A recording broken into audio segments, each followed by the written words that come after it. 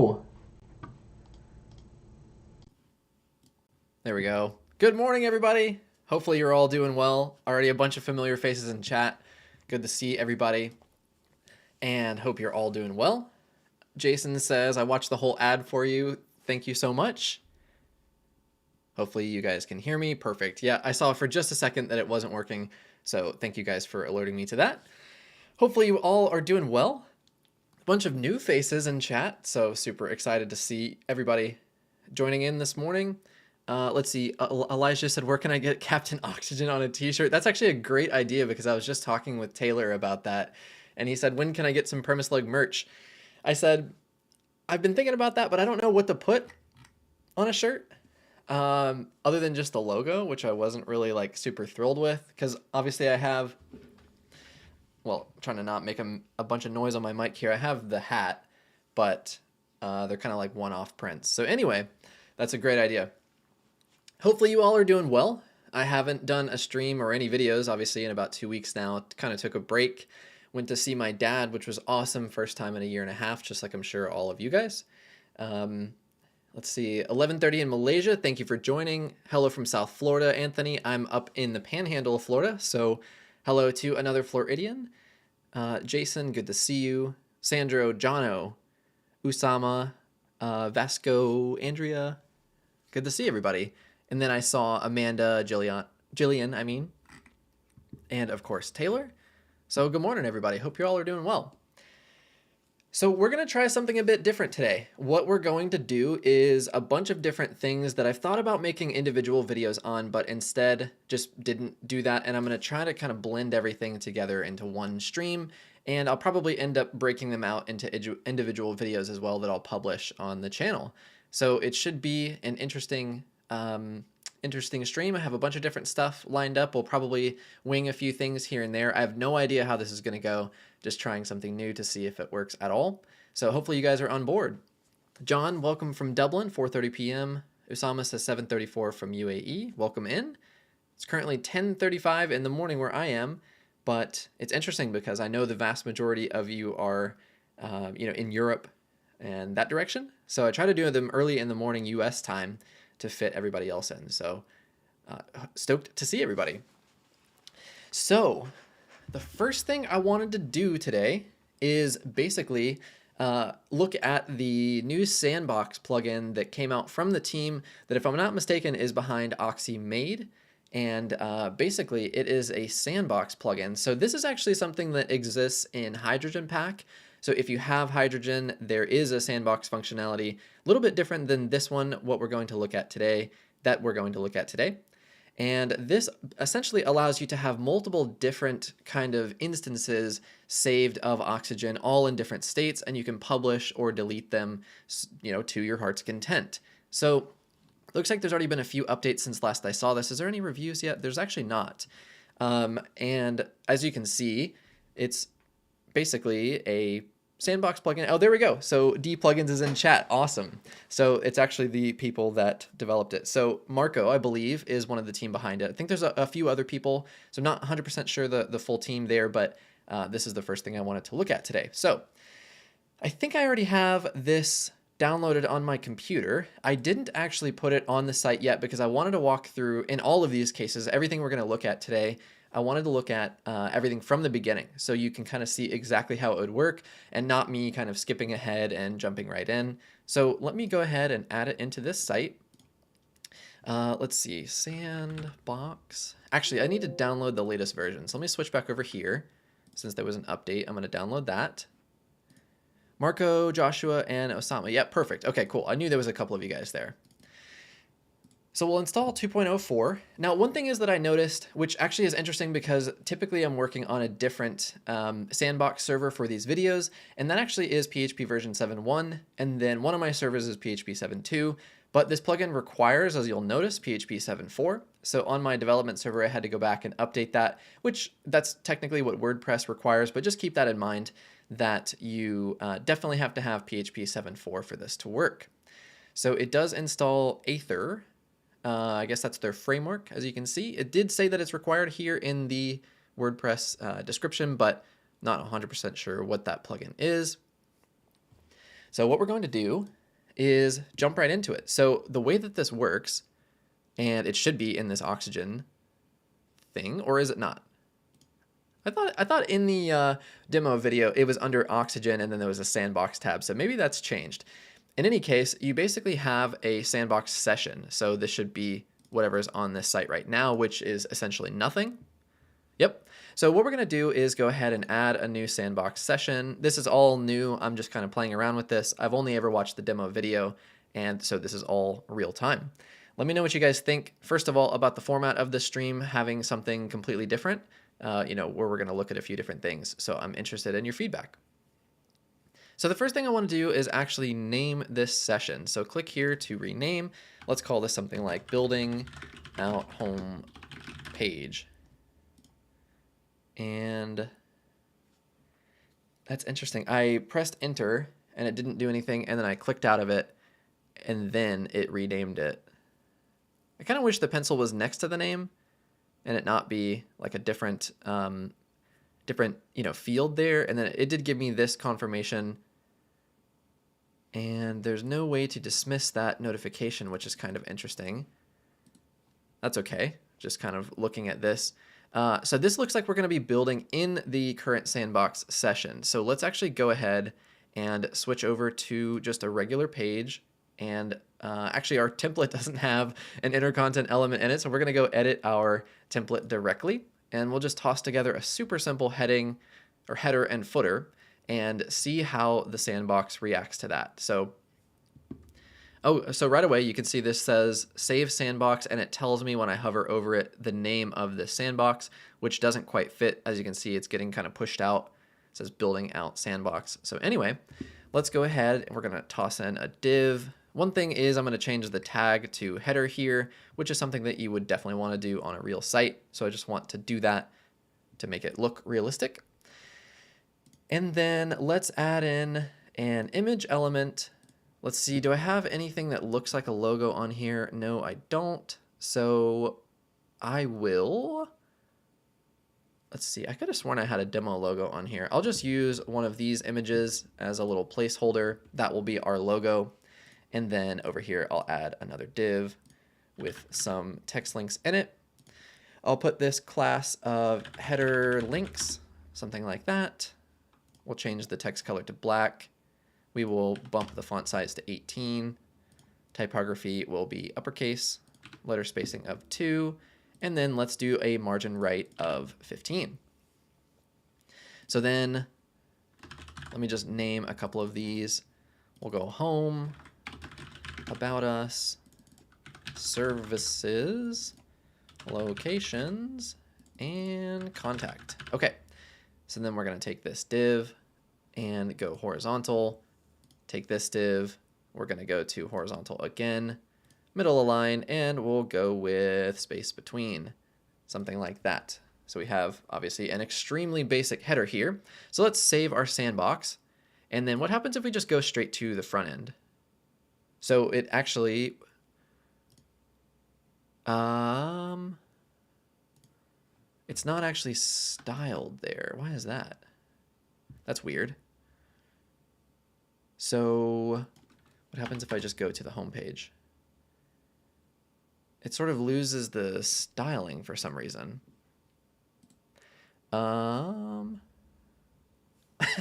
I actually don't know why it's doing this. So let me go back here real quick, and let's actually go back to our sandbox. And let me use this preview link. Nope, still doesn't work there. Okay. What if I disable the sandbox? That should actually take everything that we just did and go back to the default, right? Because that wasn't actually published directly inside of Oxygen. So then if I go here and publish that, publishing this session, this action cannot be undone. Let's do OK to actually publish it, and it regenerates our CSS cache for us. So if we refresh that, so it does actually work when you publish it, but not in that preview. I wonder if it had something to do with CSS cache. So that might have been the problem there. Yeah, Joshua's in chat. He said CSS cache. Got it. Okay. Well, so there is the first look at the sandbox. So now we actually have something published on the live front end. And so this is what it looks like now if you were to go straight to this page. So we have that super basic header that we just added. And now let's go ahead and make some other changes. So we're going to leave this header as is, and I am going to name a new one. I'm confused at why there's like one that already exists before I add a new one. I guess that's just there. I'm going to delete this. And I want to refresh this page. So I guess that's there so you don't have to add a new one every time. It's just a tad confusing. So, all right, I'm going to select this sandbox and let's rename this something like adding footer and page content. Okay. Good morning, Stratus. Another surprise live. Yes, indeed. I haven't done any videos or lives in a couple of weeks now, so I wanted to jump right back into it and kind of see how this format goes. And Lubislav, it's first time catching you live. I'm happy to have you here. Thanks for joining. So now we're going to be editing this sandbox session. So I called this one adding footer and page content. It doesn't actually matter what you name these. This is just for your own, your own, whatever your own like naming. That's what I'm trying to say. Joshua says, can you confirm the CSS cache disabled? It's probably not. So, oh yeah, it is disabled. So I'm assuming that your plugin disabled that because I think typically this is on, but it is off, as you can see. So now we're going to be modifying this session. So we're going to go to our home page, and I think I forgot once again to put an inner content element inside that Oxygen template, which I'm going to do real quick. That way we can actually edit the homepage content, but I guess I'm going to need to add the footer as well since I call this footer and the editing homepage content.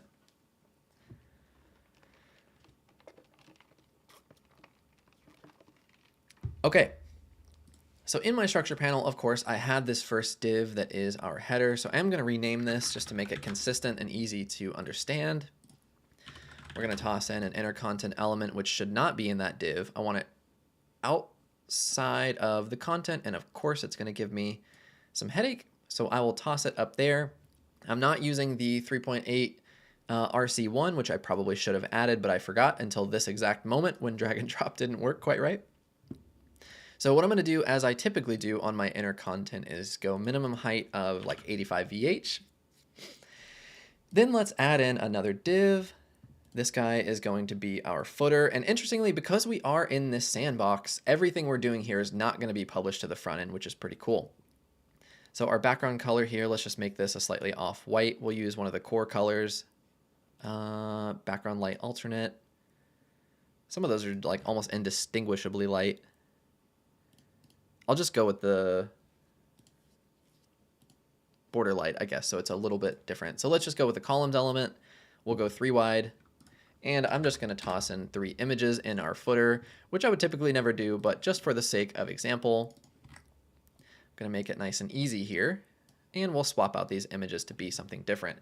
I really just want to play with this plugin and see how it works.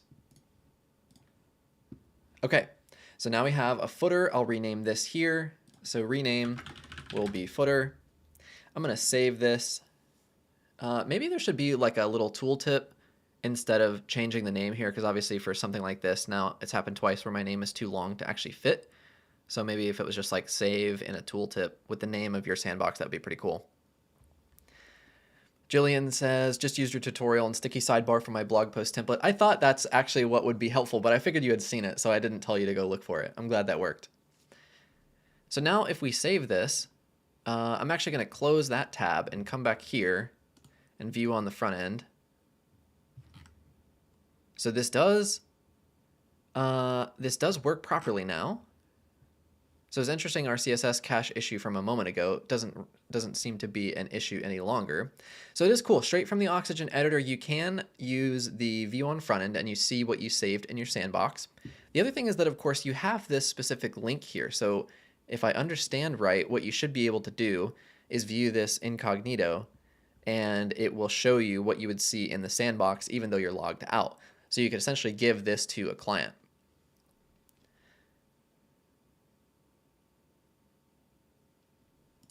Some interesting discussion going on in chat about the CSS cache and why you would need to disable it. What I wanted to do is quickly take this preview link and fire it up in incognito, which I don't think you'll be able to see. So let me switch over here in OBS so you guys can see it.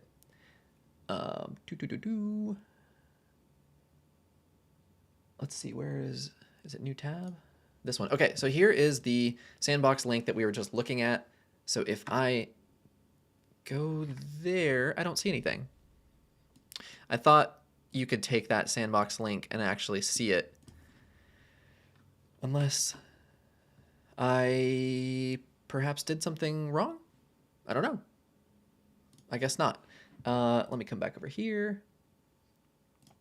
So here we are back in our regular window. So I'm going to publish those changes. So what we should see is the footer and that inner content now both on our actual page as well as an incognito window, and we sure do. It's there. Let me refresh real quick in incognito. I'm not going to switch back over there.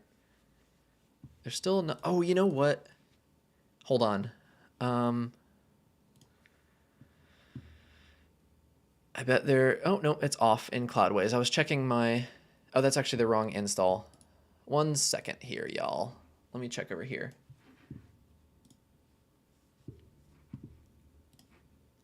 Yeah, oh, right, you're right.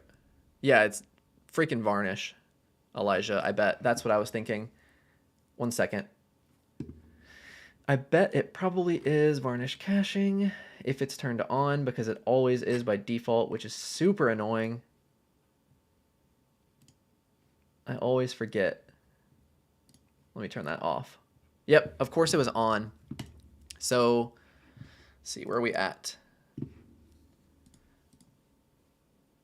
Let me now, and I published the sandbox changes here. So the issue that I was just experiencing was probably to do with Varnish caching on Cloudways, not with the plugin itself. So let's try another session here. We're gonna call this one homepage changes. Okay. Rob says hello from Mexico. Good morning, Rob. Glad to have you here. And let me close out of some of these other windows so I can not confuse myself. I'm gonna get out of this admin screen. We're gonna go to our home page and actually make some changes directly in Oxygen because of course we're activated in this sandbox. I'm interested because this is the first time I properly used this. So these are interesting little hurdles for me to run into that otherwise I would have typically edited out of a standard video. Vasco says, I don't see how Sandbox will improve Oxygen. Yeah, if you don't need it, that's awesome. I definitely think that there are some use cases where you would want to make changes and then your client could proof it. One thing that I could think about that would be extremely useful for this would be in a case where you have like a WooCommerce site or like a membership site and you can't clone that site to staging because then you're going to have two different databases that don't match. Makes migrating the sites back and forth extremely difficult. So if something like this works, then essentially what you could do is rebuild a page or a template and it not affect your live site. And then you can actually go back and forth. You can just choose whether you have your sandbox, running or you have your actual live site. So you can edit them, back and forth. So I can see some use cases where this would actually benefit you. So let's go ahead and let's actually just pull some content out of our design library. Oh, it looks like the only one I have turned on in this site is Core. So let's just toss in some content from Core here. And we are going to see how this works. So this should be relatively seamless now because I turned off Varnish caching in Cloudways. So we have these two sections added. So let's save this and check on the front end. Wow, who would have thought? It works perfectly fine because Varnish is disabled. So now what I want to do is go back to my sandbox. Let's take this link right here, which is what I was saying earlier. You should be able to give to a client or somebody that doesn't need to be logged into the site to see these changes. So need to fire up incognito, switch it over here in OBS. So 1 second for me. Let's take this, paste that in. Okay, perfect. Yeah, so now we are actually on the home page incognito, as you can see, and these changes do appear even though I'm not logged in this incognito window, which is awesome. So you could send this to a client, they can see the changes only with that specific link, and then again, if I refresh, must be saving. I'm not sure why that would be. Yeah, Joshua, you are right. I did notice that issue earlier. So we'll switch back over here to our sandbox. And we can now go ahead and publish that. So the sandbox does seem pretty cool. I think it will take a little bit of time just to kind of get used to how it works, but it does seem to work perfectly fine. And I mean, the plugin is free. So I am going to go ahead and just take this link real quick. I'm going to drop it in chat, and then also you can check it out in the description later on. So there's the link in chat for you. Where did the URL parameter go? It went away when I actually submitted the page. So let me go back to incognito now that I've closed it out. Let's see here and see what happens. So I'm going to take just this link right here. I'm going to switch over here so you guys can see this. So I'm just going to go straight to the home page, which has changes now. So I'd have to check it again in the sandbox. So there's that. Let's activate another sandbox session. And this one, we will just essentially go delete that content in our homepage session.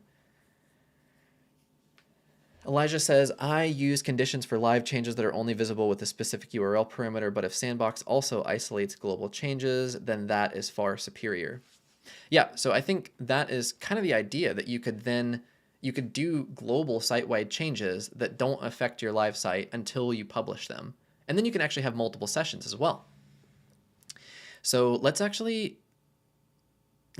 do that. So if you think about what we've done here, we activated a new sandbox session. So with no sandbox, our homepage content should look like this. So what I would like to do is, let me think of another option here. So let's go to add library design sets core and toss this in. Let's pick something else like a header. I'm gonna add, or no, a hero section is actually what I want. I'm gonna add in, let's go with this hero, and I'm gonna stick this at the top. So we're gonna have a hero at the top in this sandbox session. So I'm gonna save this one. I'm gonna get out of Oxygen, and then I'm going to rename this guy added hero. Then I'm going to add a new session. Our added hero is still active. So then I'm going to activate this one. Let's do this one. Let's see, what changes would make sense? Because we have a hero image, we have this gallery. And let's just go with like removed phone. Let's call this like removed phone section. So now what I'll do is actually edit this homepage with Oxygen. Amanda says it's great for redesigning a homepage, for example, without having to spin up a clone or recreate an unhindered page on a live site. Absolutely. I think this has a lot of use cases, just makes things so much simpler than what you would have to do before. So again, keep in mind, our sandbox session we're editing right now is the one called remove phone. So what I'm going to do is in my structure panel, I'm going to click on, actually, even more interesting than this, before I delete this, check this out. So we have removed phone section as our activated sandbox right now. And this other sandbox session that's not activated is called added hero. So in Oxygen, that hero section doesn't even pop up, which is so cool. So you can kind of see, you can play around with a few different layout options and edit them. Granted, of course, as I'm not sure who actually said it, but dpixels or dplugins said you can have multiple of these and switch back and forth. That's exactly what we're doing here. So again, I have my removed phone section as the activated sandbox session. So I am going to essentially just delete this. We're going to save this and go back. So now we have effectively 3 different sandbox sessions. This disabled one is all the changes from before. It's got every section.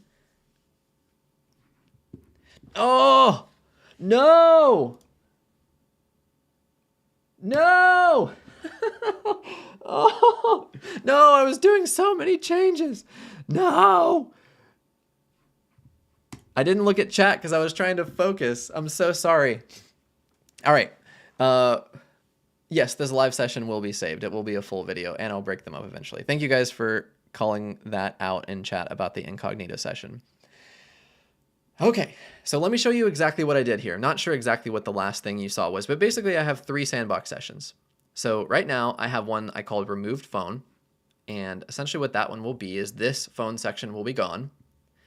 I know I'm absolutely horrible at this, Kyle. Who the hell ever let me do this stuff? Then I have one called added hero. So actually let's take a look real quick and see if I refresh this, then the phone section should go away. There we go. Yep, see, so the phone is gone and we have no hero section. But if I switch over here to added hero, all I need to do is refresh. There we go. There is our hero section. And then the phone section is still there. And then with our disabled sandbox, then we should have no hero and we should still have the phone section down here. So let's actually refresh this and take a look. So there you go. Now you can see you have a bunch of different options on what sandbox session that you're actually working with, which I think is really handy for, making live changes to sites. Kyle does sneak in for a blunder. I know. It's awesome. So what do you guys think? What do you think of this? What do you think of this plugin? It's totally free, which is awesome.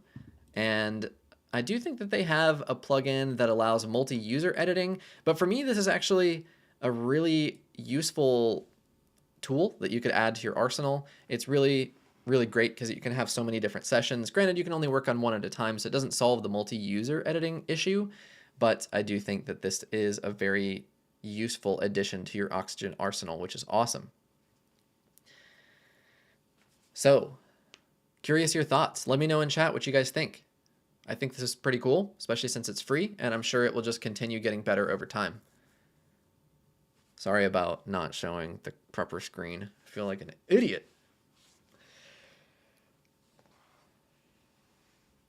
Oh yeah, good point. So I'm assuming maybe it's Marco behind the dplugins user in chat, but says you can also share all the sandbox links to the client for preview without activating one by one. So yeah, if you had multiple different designs that you wanted to share, you could just say, this is design 1, copy that link, give it to them. This is design 2, copy that, give it to them. Toby says, could come to use from time to time, but for me, not a daily. Useful to have this in your arsenal for sure. Yeah, it's definitely not something that I need all the time, but it would be extremely useful. I think probably for me, the most useful situation would be like on a membership or a WooCommerce site. You need to make big changes, but you don't want to affect the live site, but you also can't clone it to a staging site, because then you have, order mismatch, ID order mismatches, and, checkouts that took place and all that kind of stuff that just can't be merged from one site to another. Yeah, this plugin is completely free. I don't know if that will be the case forever, but it is free right now. So I popped the link in chat. I know there's a bunch of new faces here in chat. So there it is again, and I'll also add it to the video description later on. Hey, Marco. Yeah, actually, that's a great point, Stratos. If it's possible to rename this preview link, make it something a little bit cleaner. I do see there's a couple variables in here. So this ID is different from this session ID. So maybe that's not possible, but definitely interesting. What's this FAQ tab?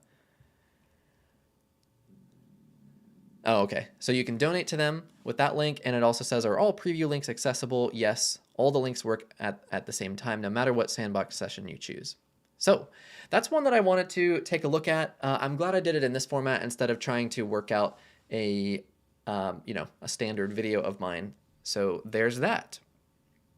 Hopefully you guys are interested in checking out that plugin. Ismail says, can you test it and edit the page rather than the home page? I'm not sure what you mean there. Sorry. Stratos says also a timer to live would be great. Are you talking about when I go live, Stratos? Yeah, this one was very impromptu, so I just kind of went live. All right, so let me look at what else I have in my in my video list for today. So another question I got asked, which was on the PremisLug Facebook group, was talking about setting up new client sites. So for me, let's see, let me actually go where I was earlier, which is applications, name, and WP Oxygen blank. Launch app admin. Okay, so basically, I will just go straight here. Oh, so you're saying like a countdown. So you make changes and go live after some time or a specific date. That would be sweet if that's possible. That'd be pretty amazing.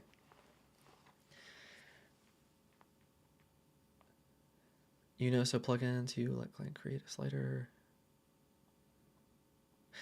So this is something that popped up. We can always switch back to the sandbox if you guys have any thoughts or questions. But I got asked on the PremisLug Facebook group about setting up new client sites. So this is actually a really good question, I think, because basically what I've done is set up sort of a base site. So you can see I called this site new site. And essentially I just rename this to whatever the client name is. That's going to be the site title, which of course will change.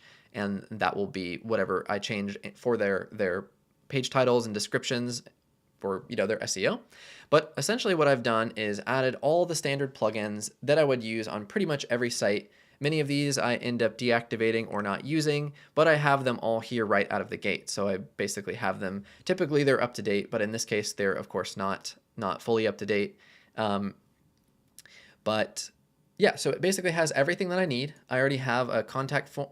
Oh, it's making a liar out of me. No, I don't.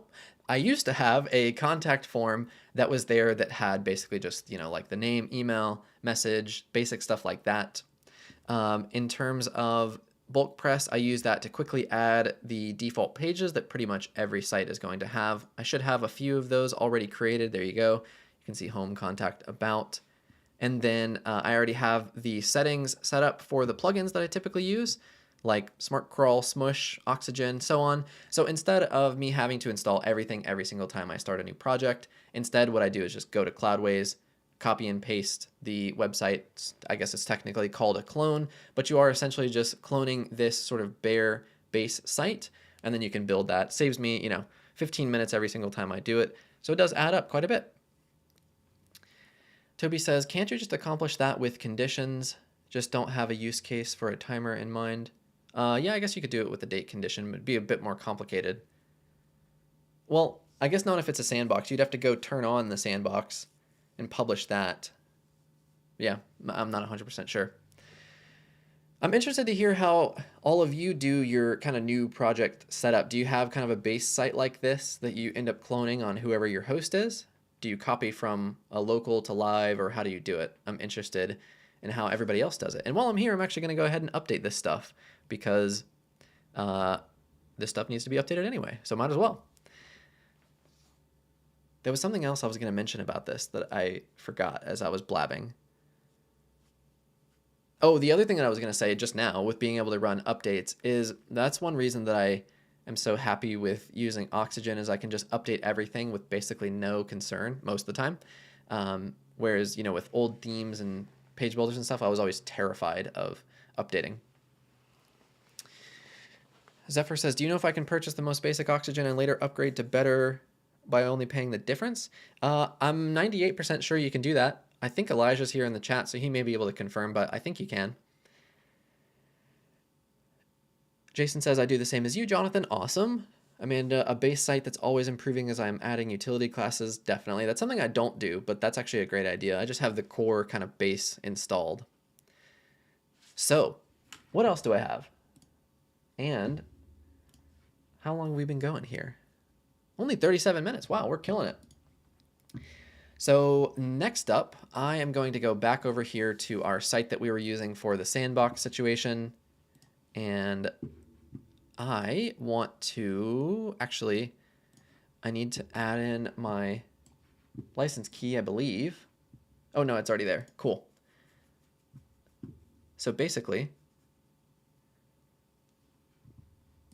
Alexander says a Sandbox done button for admin that sends email to client with approve button. That would be amazing if they could just publish the changes. They just click submit or publish or whatever. That would be really cool.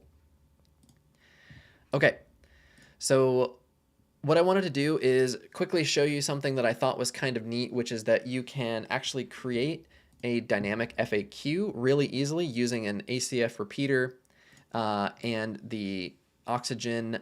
I don't even know what it's called. It's one of the what is that stuff called? Composite elements. It's one of the composite elements. Okay, so I need to get ACF installed. Once again, I didn't do any of this out of the box, which perhaps I should have done just for the sake of time, but I didn't want to skip anything. I wanted everybody to see this. So I'm installing Advanced Custom Fields Pro, which I have, of course, on my computer already. It might be a little bit out of date. Nope, it's not. Cool. So what I wanted to do is create an ACF repeater that would be used for like an FAQ, and we're going to turn that into something that would be dynamic. So you can edit the FAQ on the back end, and you have the accordion toggles on the front end using an Oxygen composite element. So what we'll do here is add a new field group, and let's just call this like FAQ repeater or something like that. Doesn't really matter. And I don't think we actually have a page for this yet, but what I would probably do is change the field group to page is equal to FAQ. So maybe let's just set it as our home page. That'll be totally fine. And we're going to add in FAQ list will just be our field name, and we're going to change this type to repeater. Of course, the repeater is an ACF Pro field, so you would need to have Pro installed, but we really only need two fields. So our field label for this first one will just be question title. Field type text is good, and then question answer is the second one. And you can change this to text area or WYSIWYG editor, whatever you want. I'll do that, and then I usually change the toolbar to basic and turn off media upload for something like this. So that's about it. You only need those two fields inside your repeater, and I typically like to change the button label to something like add question, something that's a little bit more relevant to the specific repeater rather than it just saying add row. So we'll publish that. We stuck this FAQ repeater on our home page. So let's go ahead and go there. We'll go to edit. Alexander says, I'm planning to make one page with all elements in it and then simply copy the shortcodes of that into a page. New site manually, and from there save. Yeah, you could definitely do that. So now I didn't change the FAQ repeater to be up above the page content, but that's okay. So we would essentially just hit add question, and our question title would be, I don't know if any of you guys out there are Formula One fans, but who is going to win the 2021 F1 championship? And I'm going to put probably Lewis Hamilton, but I hope that it's someone else for the sake of excitement. Okay. And then let's add another question. So this one would be, who are you watching? I'm going to go Permaslug, aka Jonathan. Cool. Okay, so now we have two questions in here. Maybe we'll go with one more. Let's go with something like tacos or burritos. A debate as endless as time itself. Cool. Sandro says Forza Ferrari. Yep, hopefully so. Okay. So we will publish this. So now we have three questions in our repeater down there. And we're just going to simply edit this with Oxygen. I'm going to open it in a new tab here. And let's just clean up some of those. We're going to use that OxyNinja cheat sheet later on, so that's why that's there.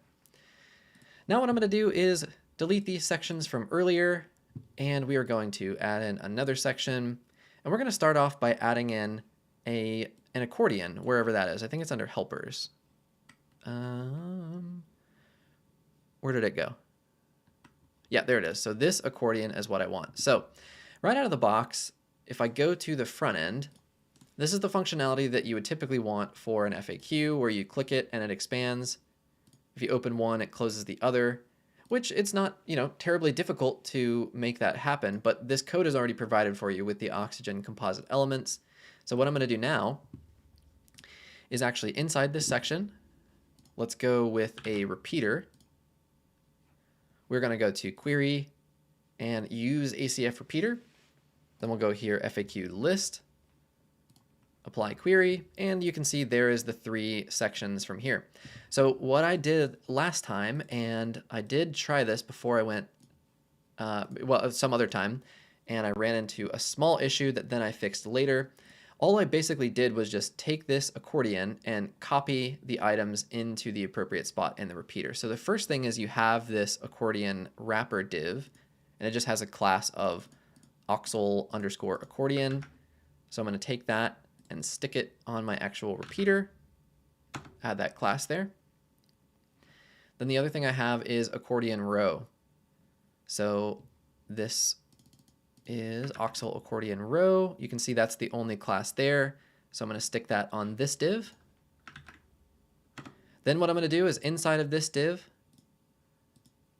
you have, let's see, let me go ahead and stick this div in there, and then I'm going to take the content and stick that in there. The other thing I want to do is actually take the code block out of there so I don't accidentally delete it. I can minimize this. And then let's see what I needed to do. Let's get rid of this text because we don't need that. And of course it's a repeater, so it might act a little wonky. But now we need to change this stuff to be our dynamic ACF field. So this one is going to be our question title. So we'll go repeater field is question title. And then we can't actually see it. So let's try to get down here to our text. Under accordion content, under text. See, I think I probably need to remove the class so we can actually see it. So we will remove this hidden class, but I'm going to copy it real quick. So I copied it, and I'm going to delete that so we can actually see it, and that didn't help.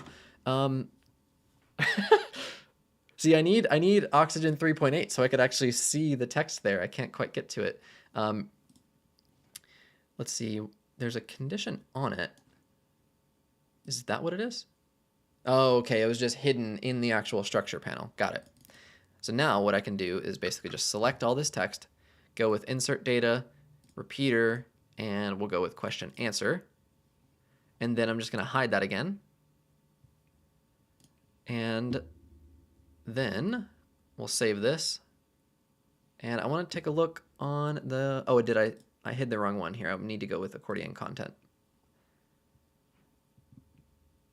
So that should work once it decides to reload. Thanks, Elijah. I realized that just a second later, but I saw the condition icon and it threw me off for a second. So let's save this guy and let's go see if it works on the front end now. It certainly should. No, it does not. What did I do wrong? This is exactly what happened before. What did I do wrong? I'm almost there. Bear with me, y'all. Yeah, I did. I believe. I did. I swear I did. I know I did that. How did that go away? So I added the hidden class, and we should be good to go now.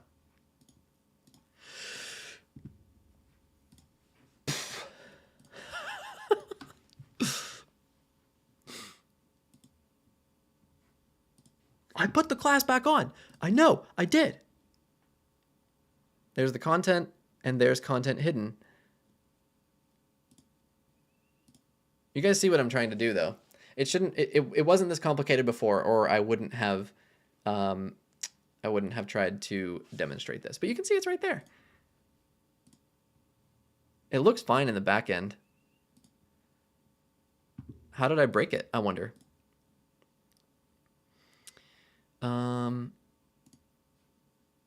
Oxyl accordion content hidden. Content, yeah, I was thinking maybe I had two of the same class on there. Let me just double check this other section. So the content and content hidden. Yep, that's there.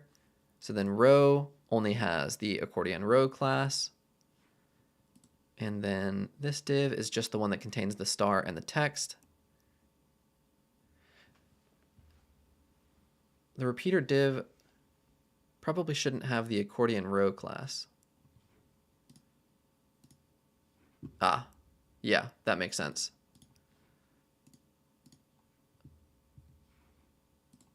Okay, let's see if that was the reason why it was jacked up.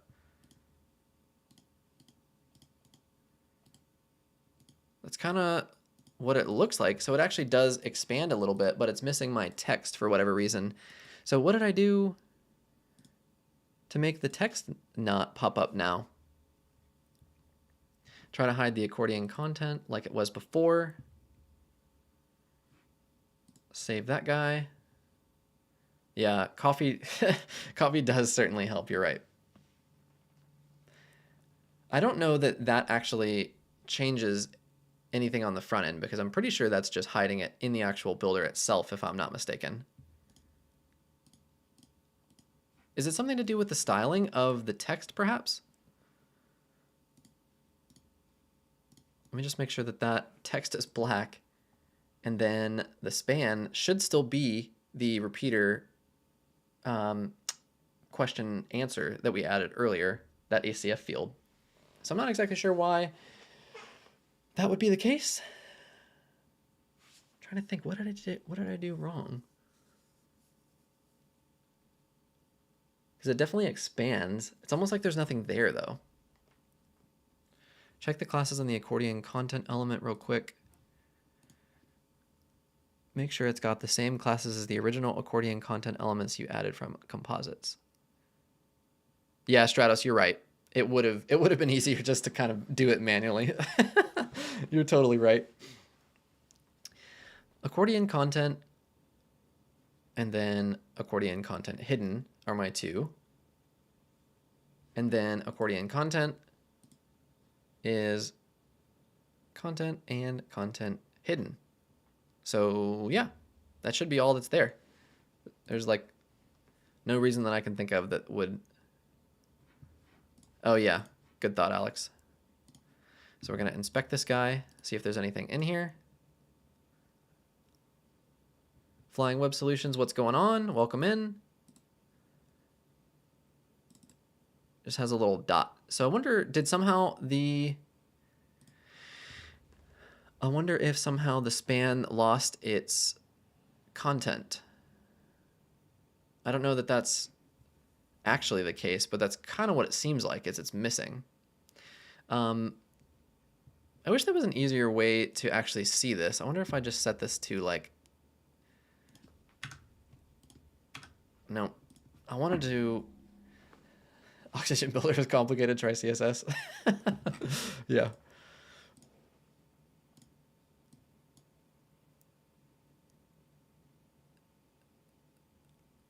So if I take this off this actual text element, that's a hidden class. Can I see this? How would you get to this if you couldn't see it to add that dynamic content into it? Oh, I guess there's... Yeah, that's it. So it is there. What's up, Matt? Glad to have you here. So it is there. Is it just that...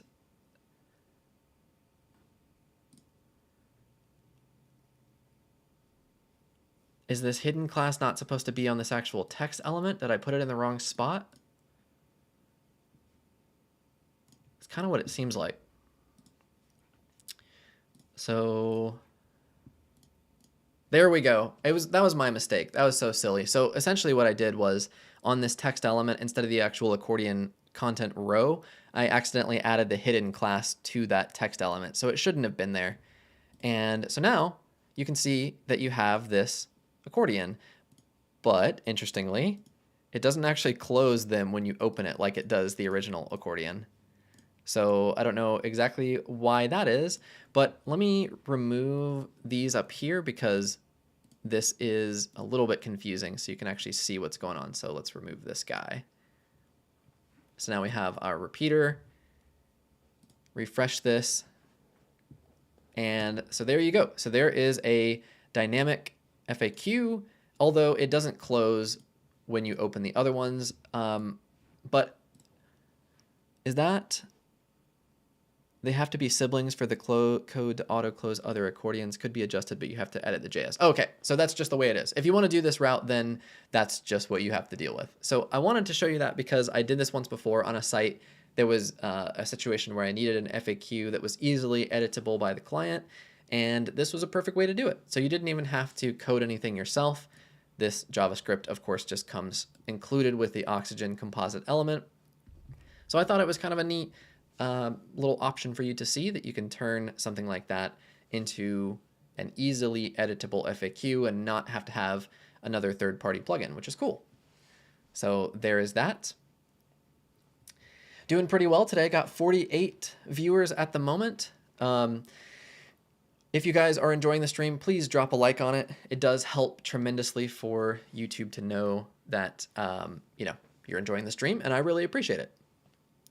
Elijah says, we've been asked for an option to allow it to close non-sibling elements. We may do that eventually. Cool. That's a perfect situation where the composite elements would kick in, where you can just push that update and not have to wait. Jason says, Oxy Extras has this built in and is super easy. Oh, I don't use Oxy Extras a whole lot, but that was something I thought about covering today, was taking a look at the components, because there is a ton of them. So adjacent posts is cool. I wonder if it's on this homepage or if we have to go to the actual docs and try to find it. Carousel, mega menu. Yeah, we must have to go to the documentation.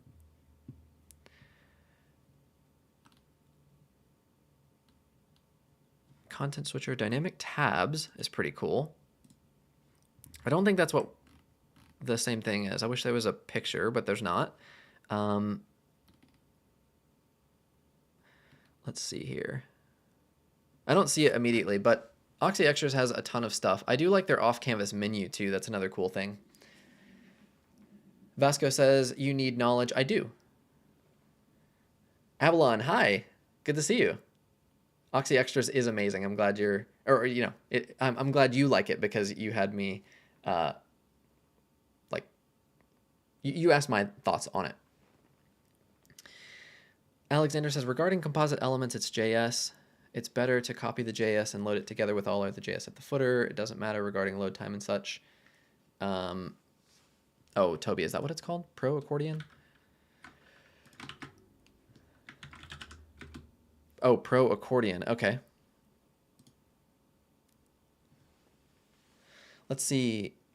There was a question about OxyRealm collaboration. It syncs the state of all open Oxygen tabs. I would like to know what you think of it. So I actually haven't had a chance to use that. So I did know that that was something that did exist. So kind of along the lines of the sandbox we looked at earlier, but that apparently allows true multi-user editing. And OxyRealm is in chat, says, I will share the coupon here so all viewers can try it. Awesome. I will definitely call that out. So here's the Pro accordion from Oxy Extras. This component allows you to create smooth and accessible accordions by either stacking individual accordion items or generated dynamically via ACF fields. That's cool. So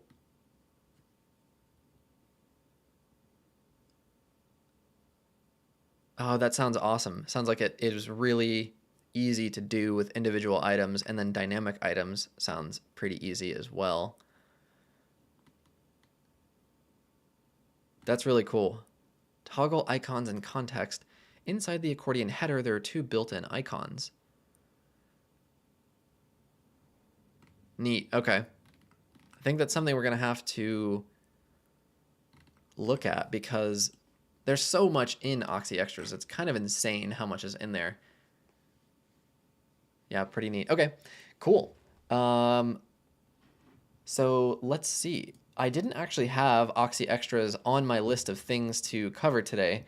A couple of other things I wanted to look at was the OxyNinja Core framework specifically. OxyRealm is sharing a coupon in chat. So that coupon, OxyRealm, is for your collaboration plugin, right? Let's see. OxyRealm collaboration. Let's see. OxyRealm collaboration.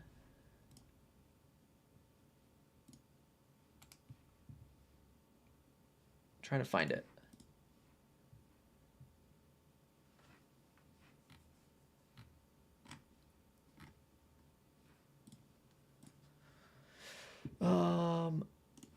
Where is video? But I don't want that.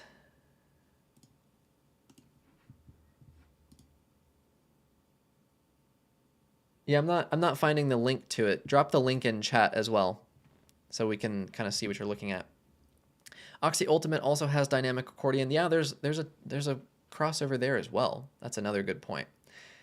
So yeah, like I said, I wanted to look at the OxyNinja Core framework specifically, and then I was also going to quickly touch on Selector Detector because I think that's something that is pretty cool. Every once in a while I'll use it. And then the other thing I was looking at was the Breadcrumbs plugin, Breadcrumbs Nav XT. But now that I'm looking at that, I wrote that down, but I'm curious if Oxy Extras has it in it. We might need to just spend some time here on Oxy Extras and see. Off canvas. Oh yeah. So it's basically, you could kind of turn a modal into an off canvas, but I think this one's a little bit more, I don't know what the word is. I'm not sure. Preloader, Pro Accordion, Pro Media, read more, read less, slide menu, social share. Social share is cool. I had a tutorial on this, but I wonder what other social options it adds. Twitter, LinkedIn, email, Pinterest, WhatsApp, and Telegram. That's cool.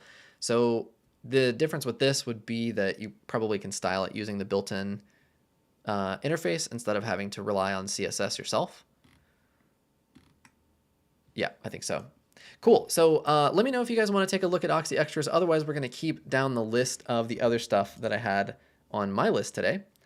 And then we'll go from there. I am going to quickly take just a lightning fast break, like 2 minutes, and I'll be right back.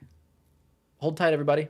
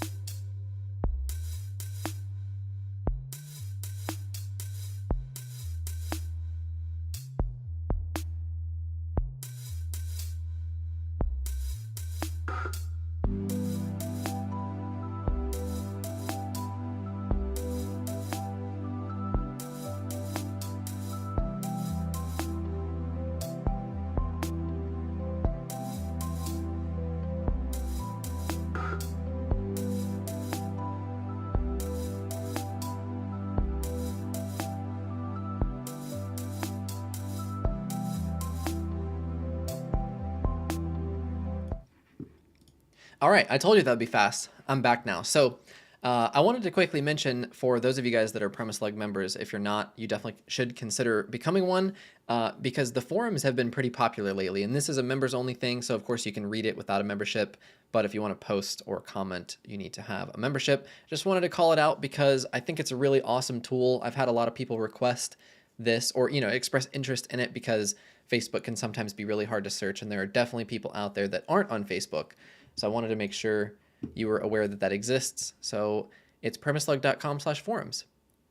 Now what I wanted to do is jump into OxyNinja and cover the framework specifically and some of the utility classes that are in it. So of course, I made a video on this, I guess it's been like a year and a half ago, something like that. And lots of people have been really pleased with this. I know there's a ton of core advocates out there.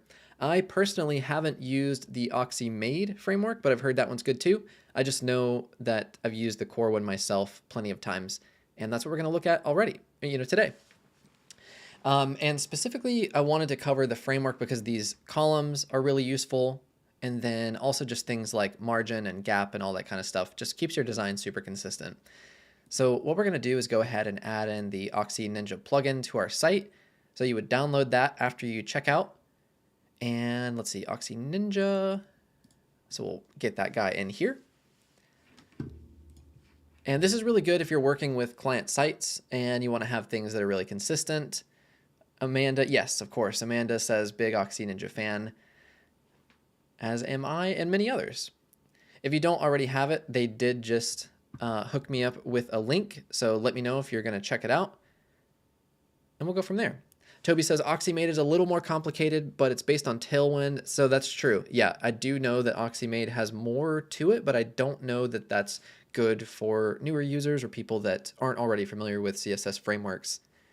So what I need to do is toss in some license codes. So I am going to switch over here real quick.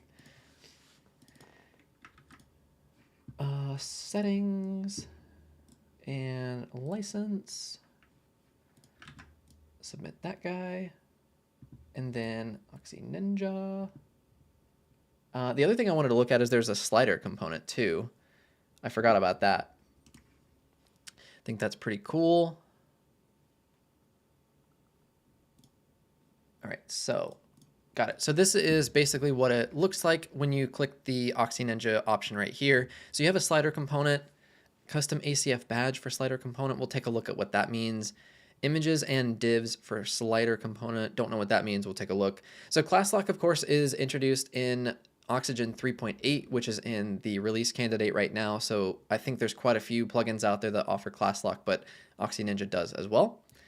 So then the best place for us to take a look at the framework, first of all, is probably going to be like on our homepage. We can create a layout there and then just touch on some of these other utility classes like the sizing and spacing is a really good one.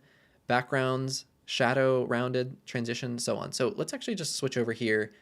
We'll go to our home page and just edit this guy. Alexander says, would be cool to have a clamp version for OxyNinja classes. I think there was a discussion around that with David from OxyNinja on Facebook recently. I don't remember exactly what came of it, but I think that did pop up. Okay, so what you would do, typically, I already have core on this site or had part of it, so I don't think it's going to offer to import the style sheets and stuff, but you can see you have this little OxyNinja ghost up here, and I want it to allow this. So when you click that, I thought it popped up a little import export thing. Maybe not. Anyway, let's go OxyNinja, and this is what would normally pop up the first time that you use it. So you would go import selectors and style sheets and lock core framework classes. That's actually a new option, so this would mean that you don't accidentally make changes to the core classes, which would be good for keeping your designs consistent, but you might want to change this so you can edit things to your specific site. So I am going to import those even though I already have them. It says everything is imported. So now what you can do is go to manage. If we look under style sheets, then we'll have a few of our core style sheets here. So these are the ones that are basically making our grids, which we'll look at in a little bit. So there's all of that for you. Carousels looks like the slider component that we'll take a look at. and then shape dividers. So that's cool. So we'll go ahead and build our own custom layout here in just a second.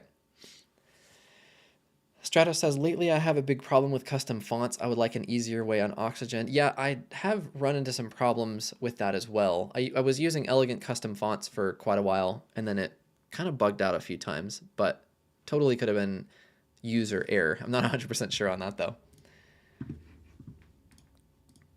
Okay, so let's go ahead and I'm going to delete this entire section, and we're just going to start again. So what we can do is actually take a look at our cheat sheet here, and this is how you can develop your own columns and grid layouts. This one does kind of overlap with the grid that's in Oxygen now, but I do know that this grid is very powerful. It's pretty flexible, and you have a lot of options. So essentially, the way that this works is you add the different classes to your grid, and then it handles the kind of responsiveness for you. So you can choose a column from 2 to 6 wide, and that's of course for your desktop sizes. Collab plugin. Oh, Daniel's sharing that in chat. Okay, cool.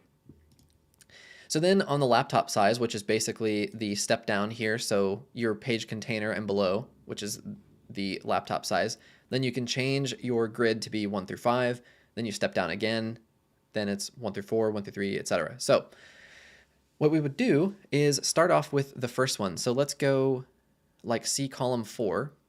So if we add in a div, if we go C, and you can see it's already there, columns 4. Then we would just add in a div.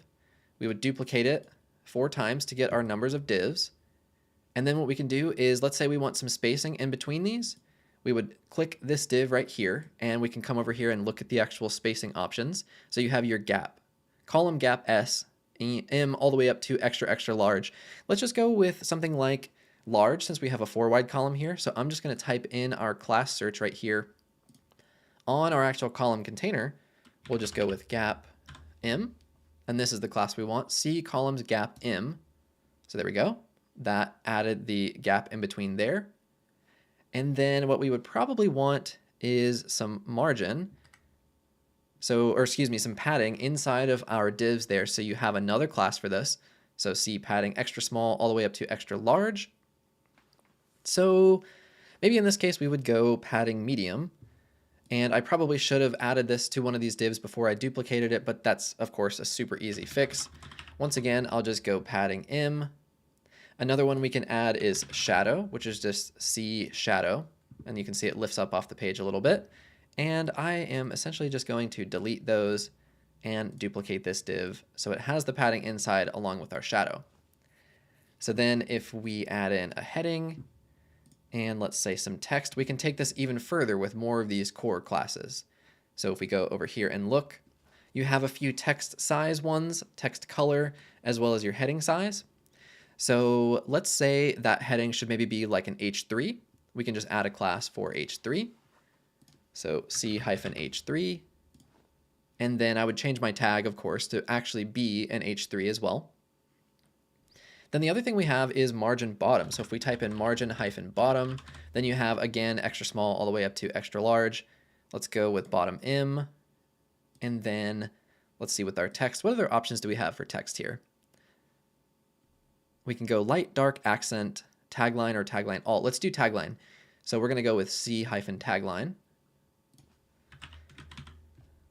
Like that. So perfect. And then with this, you would probably want to go margin bottom M again. We would add in another text element, and then what would be something to do here? So I think it's already going to be our text dark class. So maybe we would bump the size up a little bit, C text M perhaps. Something like this. So that looks pretty good. Let's just change this to feature 1. You definitely want this. And then we'll just leave that text. That would kind of be your description.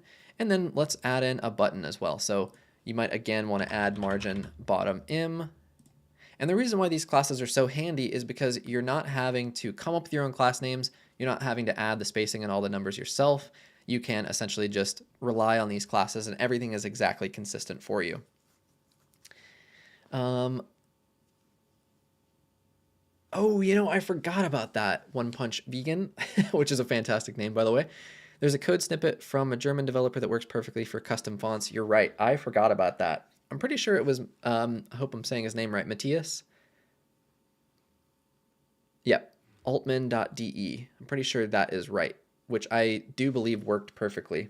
And it basically detects the fonts for you and gets them in Oxygen without you having to do really anything, which is sweet. The other thing I wanted to do was quickly add a button to this layout for us. So I'm just going to use the regular button. And then let's see. So we have our button classes down here. You can see button style, size, and link style. So let's go with cbtn main. cbtn main as our class. Then let's go with cshadow. It might already have a shadow. I think it did. And then the other one I want to do is ctransition for the hover effect. So you can see it kind of lifts up like that, which is neat. And I'll change this button to say something like read more. And then what other options did we have here? So we have C button small through extra large. Let's go with large button, even though I don't think that's going to quite fit. BTN large. Yeah, that looks fine, even though I think it's a bit oversized for this spot, but that's okay.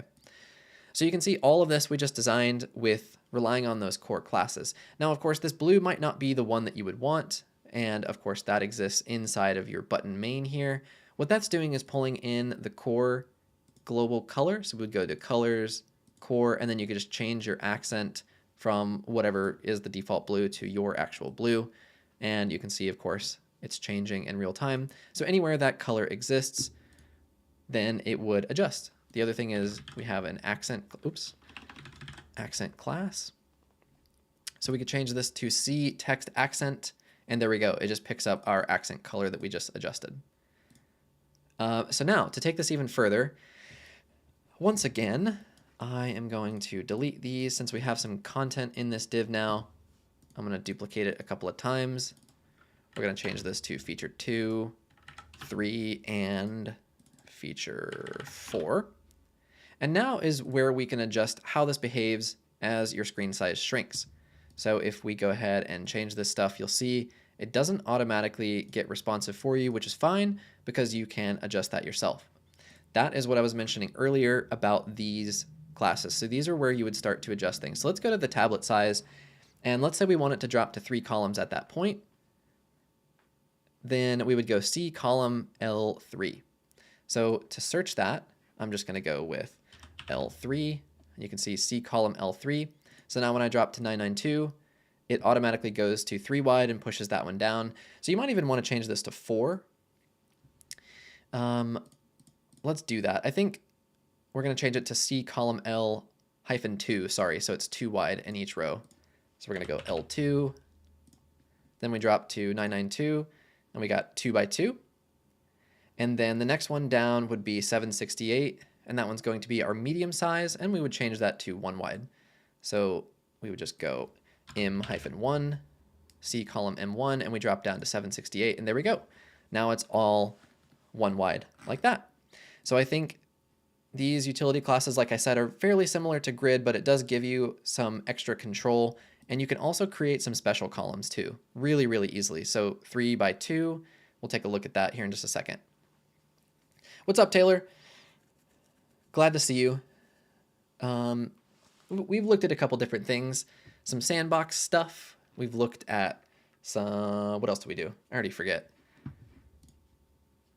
New client stuff, dynamic FAQ. We bounced around a little bit, looked at some Oxy extra stuff on their website. Now we're looking at some OxyNinja Core framework stuff and some of their utility classes, kind of having a refresher on those.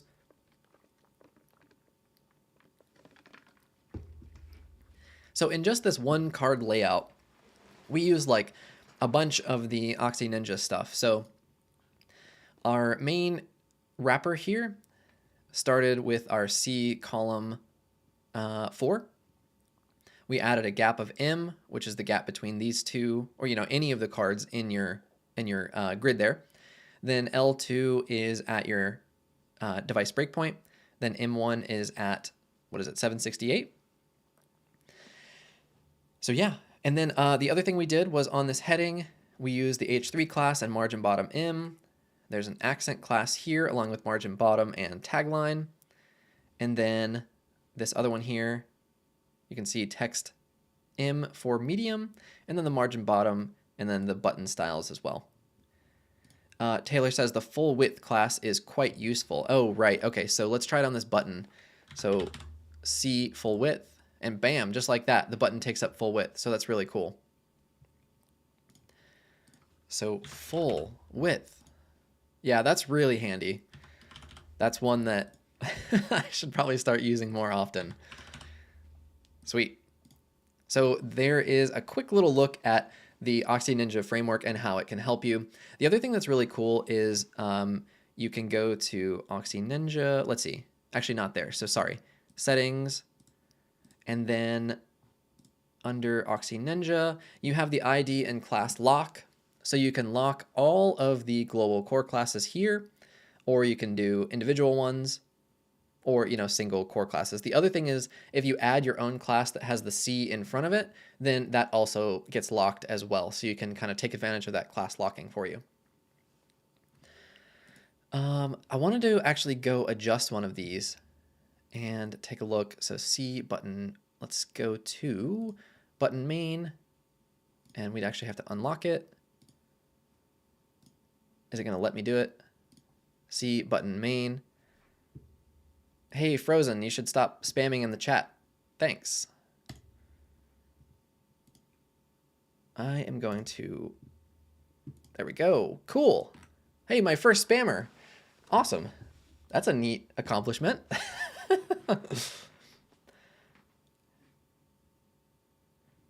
There we go. All right. So what was I doing? I forgot. I never had to moderate somebody in chat before, so that's kind of cool. I was trying to modify this class is what I was doing. So it's under the background color accent. Yeah, there we go, Banhammer. You could essentially just, of course, change this color to whatever you wanted, and it's going to apply to that class. Same is true for something like the margin. If for whatever reason you have too little or too much margin on these classes, you can easily change those. However, they're all designed to be really consistent across your site, so you would want to give some serious thought before you go adjusting the classes. The other thing you can do is if you do make changes and you're unhappy with it, if you click the little OxyNinja guy up here, granted it's not working now.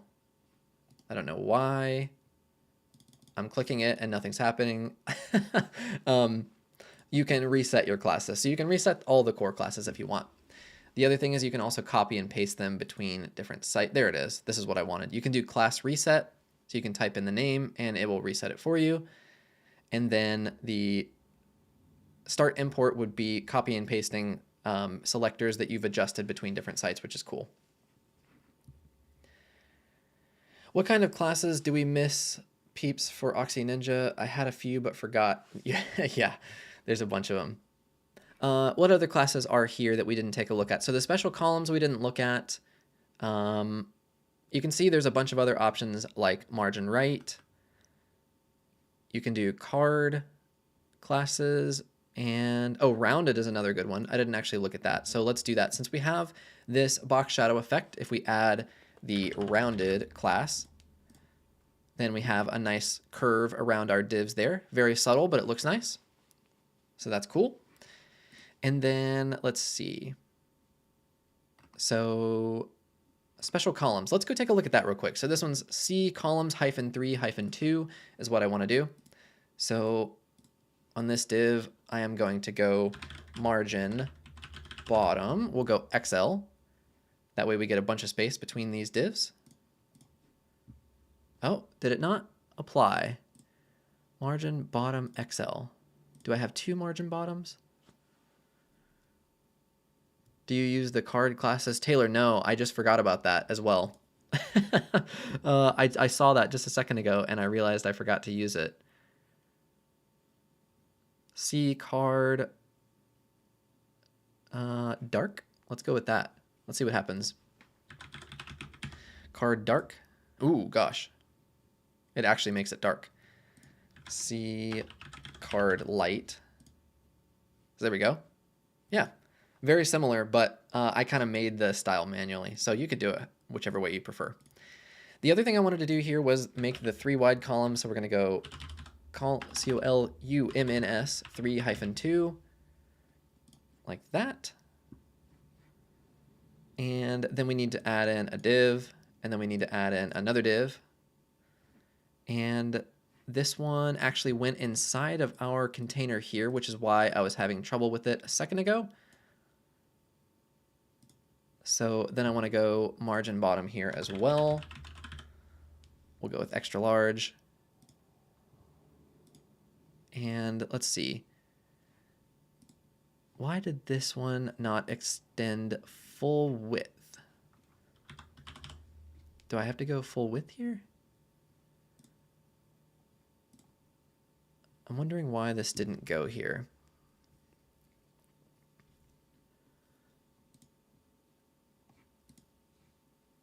Did I do it wrong? See column 3-2. Did I type it wrong? No.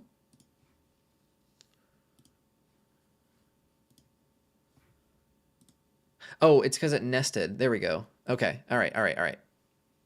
I accidentally nested these 2 divs inside of each other. So this case, I had it right. See, columns 3-2 is the class I wanted. And so there we go. Now we have on our left side, we have a div that takes up basically 3 of the 6 available spots. And then this one over there takes up the 2. So that's a really easy way for you to create kind of that offset layout. So you might have something like a heading, some text, and a button here. And then you might have an image in kind of an alternating layout. Pop that guy in there. And once again, let's just go ahead and use these classes. So let's say this is our H1. We would make it look like that. And then we would go margin, bottom, medium is what we've been using. Margin, bottom, medium. It just makes everything look so good and consistent. And then we essentially are just going to duplicate this button. So I'll just do that. Makes it way, way easier. And in this case, I don't know that the full width button looks that great. So you could just realistically remove that class. Then you might want to go ahead and this div over here. And let's use padding instead of margin. So we would go padding M maybe. And then there we go. So it's, you know, starting to look very consistent. Although it's slightly off on the left-hand edge there. It doesn't quite line up, but you guys get the point. So I do think the OxyNinja framework is extremely useful, especially if you take the time to really get used to it and you actually use the stuff that's built into it. I'm very guilty of forgetting to do it and coming up with my own class names. I typically do that on the build streams, like come up with my own classes just because I don't want to assume that people have core. But it definitely would speed up your development, especially if you just start to get really comfortable with it and you memorize all the class names. You can just smack them right in and you're off to the races. Let's see here. So I wanted to do one thing.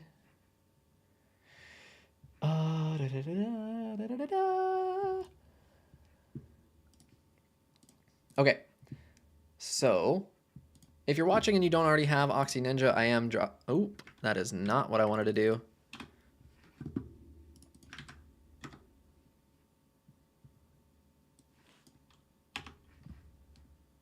Wow, there's a lot of OxyMade spammers in here. Crazy. I didn't know this was such a controversial topic. Very interesting. Anyway, what I was going to say is if you don't already have OxyNinja and you're interested, I just put a link in chat. So definitely check that out if you guys are interested. It does give me a little kickback and I certainly appreciate it. I know many of you already have it, but I just wanted to cover this because I do have people asking fairly frequently for, you know, specifically how to take advantage of this layout. Now, for the sake of argument, there's been a couple of different spammers in here on the OxyMade side of things. Like I said, I didn't realize it was such a controversial, you know, opinionated thing. I know that the OxyMade framework is very good, really comprehensive, and I think there's more to it. But to me, that's not what I want it for. I just want to be able to have consistent layouts and spacings and stuff, and that's really where this kind of kicks in. Okay, so there's that. If you guys are watching and you haven't already clicked like on the stream, please consider doing so, and I would really appreciate that. It does help me quite a bit. Jason says, does the framework show the actual value for the classes anywhere? I do believe... Stratos is spamming Divi.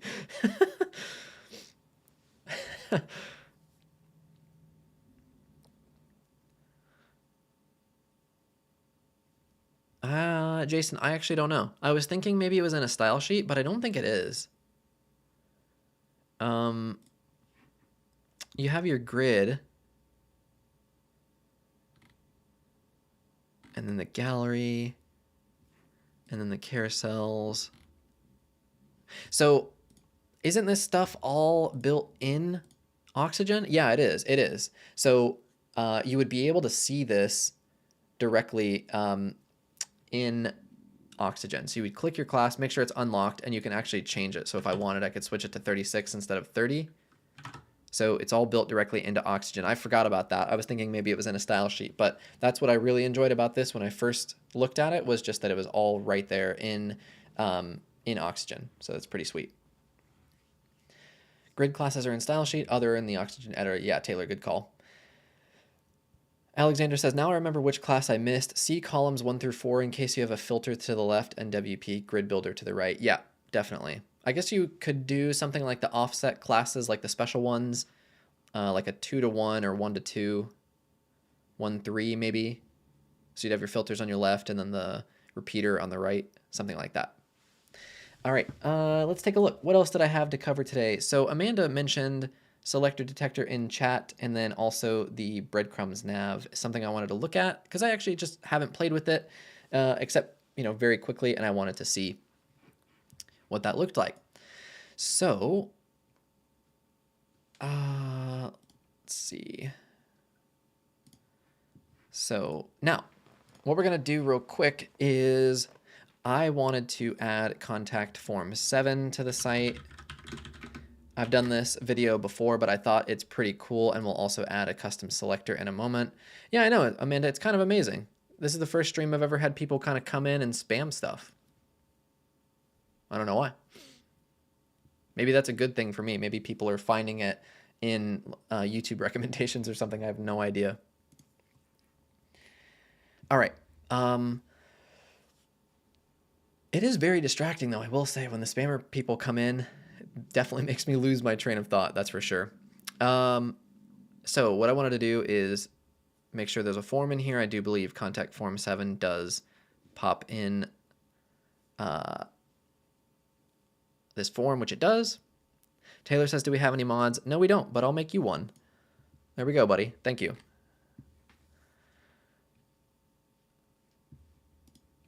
Okay.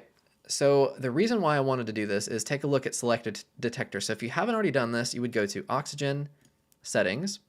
You would make sure Enabled Selector Detector is on. And then we essentially just need to reload Oxygen. What I wanted to do before I do that is actually copy the shortcode for this form real quick. And we're going to take a look at this. It's such a cool tool because you can style pretty much any plugin that loads in the Oxygen editor. You can use it to adjust the CSS styles, which is very, very cool. Oh, I didn't save that stuff. No! I can't believe I didn't hit save a single time. Oh, well. I really can't believe I did that. Oh, well. So that shortcode, I actually want to be inside of this section, so I'm going to pop it up here. And right out of the box, you can see that some of this stuff is styled, so it must be from my style sheets, like I have my gravity form style. So I'm actually going to delete this. And this is what it would look like right out of the box. So contact form 7 is, of course, very basic, but what I wanted to do was show you that if you click on a shortcode, you have this new button down here called Style Output. And then what you can do is hover, you get these little green lines, and then you can just click it and start styling it in Oxygen. So we would just click on this field here Toby, thank you so much for the donation. There has not been a donation yet. You were the first one. Very much appreciate that for the €5. Alexander said, I requested David to make one page with all elements in it so we have one instant page for overview. That's a good thought. So what you want to do is actually look at these classes once you select the form field and make sure that you have exactly what you're after selected. If you choose input here, this is going to be every input across your entire site. So you just want to kind of look at the selectors and just make sure you're selecting what specifically you want. So now we have WP Contact Form 7 and input selected. So it's going to style these three and our button. So I'm actually going to change this a little bit. So I just don't want it to change our submit.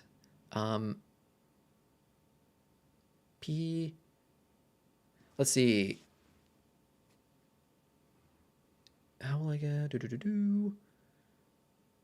I forgot about form styler. That's another cool thing. I'll quickly wanted to touch on this.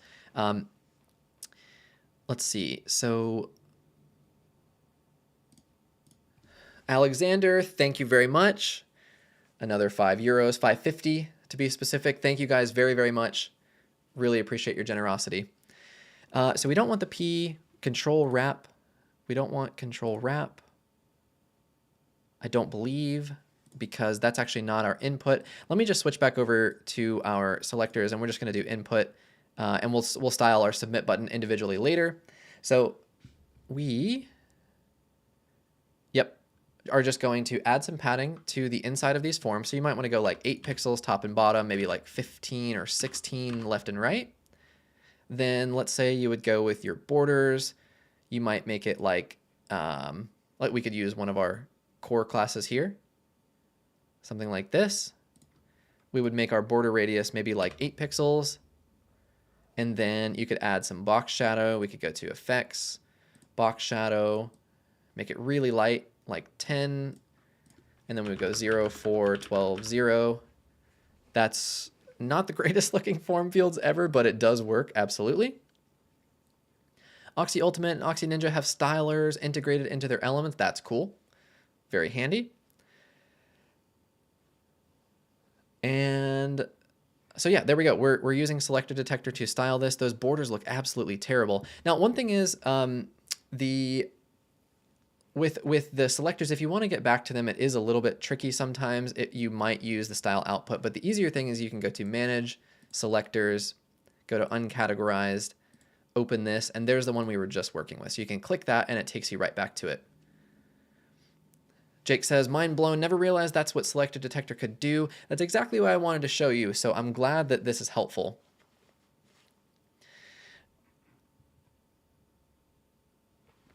Man, this is so crazy. There's actual spammers in the chat today. It's so neat. I feel like honored that there's spammers in my chat. It's so cool. Taylor says, where are the chat and donation overlays? That's a good point. I need to get that. So anyway, I wanted to go back to the borders and unset those styles because they don't look very good. But I do think that the border color should be a little bit lighter. At first, that's obviously, I know I'm going to get yelled at from Stratos because that's too light. Maybe like 5B. And then you would probably want to make it darker on hover, which you could absolutely do. You just switch it to the hover state, just like normal. And then you could make it darker like that. And then, of course, you can add an effect transition just like you could anytime in the Oxygen interface. That's what's so cool about Selector Detector to me, is that you can basically style anything you want. The other thing is I mentioned styling the submit button separately, so I would just go style, click on submit, and let's make sure it actually chose the correct selector. Input, I want submit and not input, so I'm going to take off input there. So now we're just styling our submit button, and I actually didn't save those changes, so I just messed up my styling here. That's one of the downsides of this. But what I typically do is once I'm done, I go to the front end, inspect the CSS, and toss it back in. Yeah, I knew you were going to say that, Stratos. You're right. Okay, so then our submit button, we have 16 pixels from before. So then let's just do something crazy like 48 pixels left and right, and we'll go 12 top and bottom. Then we could change our background color to be our core accent color. We could go to typography, change it to white, uppercase, letter spacing 2, and then, you know, you could go with your border, which you would probably want to be the same core color to make it look somewhat consistent. And so there we go. You can see how Selector Detector works, which is awesome. The other thing that's really cool is that you can also add a custom selector. So if we were to go to, oops, I was already there, selectors, and add a new one, and let's say you had a CSS selector called, like, you know, what would be something that you might add? I don't know. Let's go like PS button large or something like that. Now that selector is here, and you can style that CSS directly using the Oxygen interface, which is really useful for situations where maybe there's something you can't target for whatever reason, or you added it in a code block and you want to be able to adjust it in Oxygen. You can certainly do that. So that is definitely a really easy way for you to edit things using Selector Detector. So I thought that was cool. Now, the other thing is I forgot about form styler. So the like the team lead for Oxygen, Elijah Mills, many of you guys know him. He created this cool form styler plugin, so you can do this visually. So you could go contact form 7, change the settings to whatever transitions you want, change your container color. We can go to fields, change our paddings. You can change your focus behavior. All of these background colors, I would change maybe to like a lighter white, and then under focus, maybe change it to something slightly darker. That actually looks terrible. Maybe something like this. And then borders, maybe change to border width of 2 on focus with the black, like that. And then I would change my button here. Let's go to full width, change the background color to blue. And there we go. So then what happens is you take your generated CSS. We can just simply copy this, come over here to Oxygen, toss in a code block, and under our CSS, we just simply paste that in, and there you go. So there is the CSS from formstyler.com right into Oxygen, and Contact Form 7 doesn't look terrible anymore, which is really cool. Obviously, as you saw, there's a bunch of other form plugins, Gravity.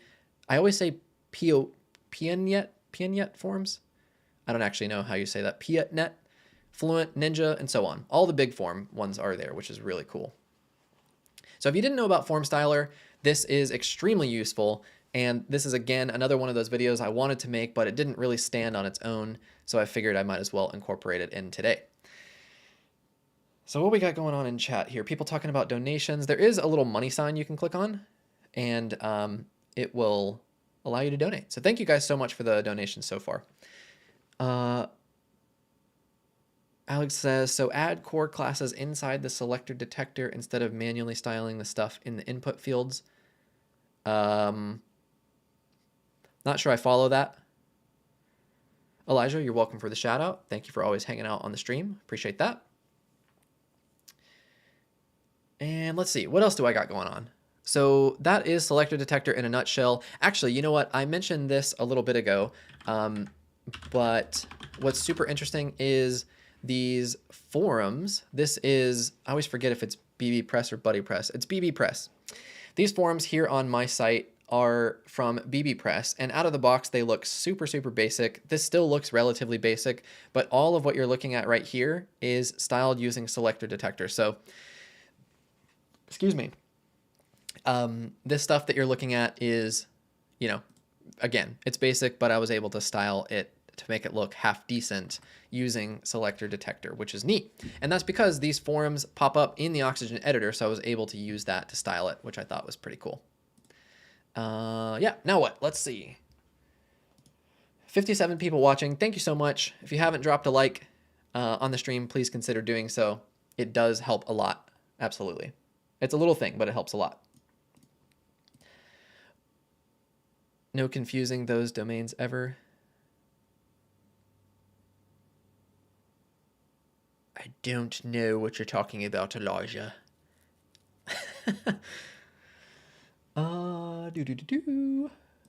Let's see, what else do we got?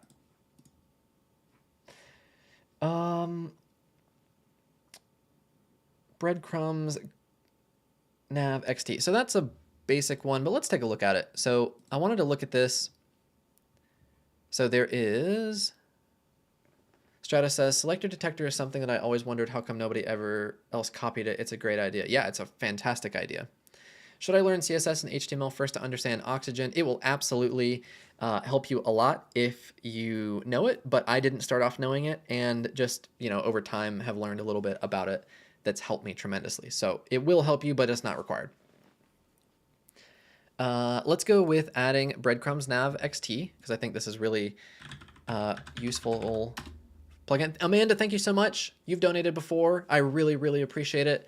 And I hope you had an awesome time on your trip this past weekend. So Breadcrumb Nav XT is just, you guessed it, a breadcrumb plugin. And of course, there's one from the WooCommerce widgets. And this one will just work across your site anywhere. So it's really easy to activate. One thing is that there is a little bit of code that you need to add inside of Oxygen. But if we go to wpdevdesign.com and we look at breadcrumbs, then we can go breadcrumbs in Oxygen. And Sridhar is, of course, on top of it and has a tutorial for basically everything. So essentially what you need to do is just copy this PHP right here. And we would just simply go over to, let's do something more interesting than just like a nested page. Let's go with like some categories. So we could create like a taxonomy template. So we would go like blog, and then let's go with like travel, and the parent category would be blog. And then let's go with like food, and that parent would be travel. So now we have like a nested taxonomy. So we could go to Oxygen templates, add new template. We can go with like blog taxonomies, archive, taxonomies, all. And then we could just publish this guy. Oh, actually I need to inherit my main template, even though it doesn't look all that interesting. That's okay. Amanda says, if you're using SEO Press Pro, they have a great breadcrumbs shortcode you can set up. Awesome. So I actually don't use that, but I did know that quite a few of those SEO plugins do have breadcrumbs plugins, which makes sense from an SEO perspective. Absolutely.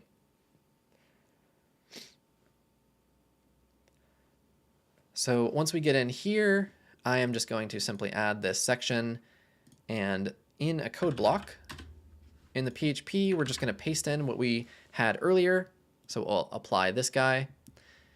And you could, of course, use conditions to show and hide this based on whatever post or page you're on. If you want it to not show up somewhere, you can easily do that. And this already doesn't show up on the front page based on that particular condition right there, right in the code. But what I wanted to do was save this. And then let's take a look at that taxonomy we just created. And we should see it pop up with our breadcrumb navigation. And there it is. So this is our parent page. This is the blog taxonomy, which I guess is a little bit redundant, but then there's the travel, and then we're in the food one. So you can see the navigation works perfectly. So that's just a really simple thing, but it's completely free and it just works right out of the box. So if you're looking for some kind of breadcrumb nav, there you go. And of course, if you're not already using one of those SEO plugins. Alrighty. How long have we been going? It's an hour 45. We're doing pretty good today. Really happy with this. And then that's about all that I had. I don't really have a whole lot more. I am willing to hang out and chat with you guys, see how everything is going in your world. Taylor, I appreciate your help on the mod front. Definitely useful. Anybody working on some exciting projects? I actually had an idea too, for another stream, would be to have like user submitted designs and try to kind of build that stuff. I have like 2 more things on my list, but neither of them are super interesting. Let's see. Where did it go? I was actually going to look at like one of these glass headers like this that has that kind of neat glass effect, but the way that they did this, it doesn't actually work in Firefox. So once I saw that, I was just like, meh, not really too interested in that. but I do like that glass effect. It's obviously very popular. It's really just like a blur. It's essentially 2 lines of CSS that make that happen. But because it didn't work in Firefox, I was kind of like, you know, not really worth it in my opinion. I'm curious what you guys think about the multi-topic stream. If it's weird, if it's cool. I think there's just so much stuff to cover. Often it doesn't quite justify its own video, but Taylor says, build a website on stream to allow users to submit designs for you to build. Yeah, I could just make a form on my website. That'd be cool. There's all kinds of ideas. I have ideas like all the time, but most of them never see the light of day. Let's see, what else did I have in my content calendar? So we got that. I did actually come up with a with an advanced query in 3.8 that only shows posts with featured image. Amanda, thank you so much for your support. Really glad you like it.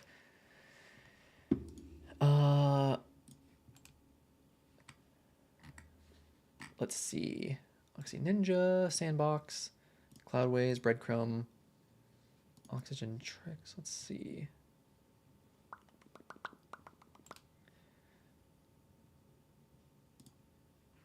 So I was looking for advanced queries just across the internet, like on different WordPress blogs and, you know, Stack Overflow and stuff, trying to find other advanced queries for 3.8 in like your, you know, repeater and easy posts. One of them that I saw that was pretty cool was only show posts with a featured image, which you may have a use case for that. I could show you guys that if you're interested. But if not, I think I'll probably wrap up the stream for today. We're coming up on 2 hours. We covered quite a lot in that time. Tons of support, and the donations and everything are just incredible. So thank you guys for that. I'm glad to be kind of back in the swing of things. I almost didn't do this today. Just I wasn't quite feeling it, but it's gone really well. And all of you guys are just awesome as usual. So thank you for that.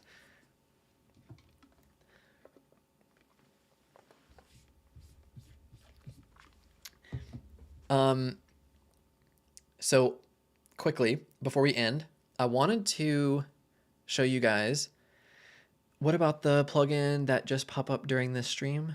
I think it's a paid plugin. I don't actually have a copy of it. Jason said, how'd you like the Page Builder Summit? It was really cool. There was plenty of people that attended my talk, and the other talks were there was plenty of other good presenters, which I thought was neat. Got a bunch of good feedback on it. And so I'm definitely pleased with how it went. Hopefully they'll invite me back next year if I did a good enough job. Taylor says, I found a cool one today showing a list of products and a repeater that a customer has bought with WooCommerce. Oh, that's actually super cool. Yeah, because if you only want to show the orders for a particular user in WooCommerce, that's actually pretty difficult. That probably is its own video. So let's touch base off stream and take a look at that. Yeah, I think that'll be it for me today. I really appreciate all of you guys hanging out and watching as usual. You're the best, every single one of you, especially those of you guys that donated. I really appreciate that. And until next time, I will see you guys soon. So have a great day, everybody. Have a good week. I'll probably do another stream this week. If not, it'll be next week. And I hope to see all of you there. So thank you guys so much for watching, and I'll see you next time. Bye.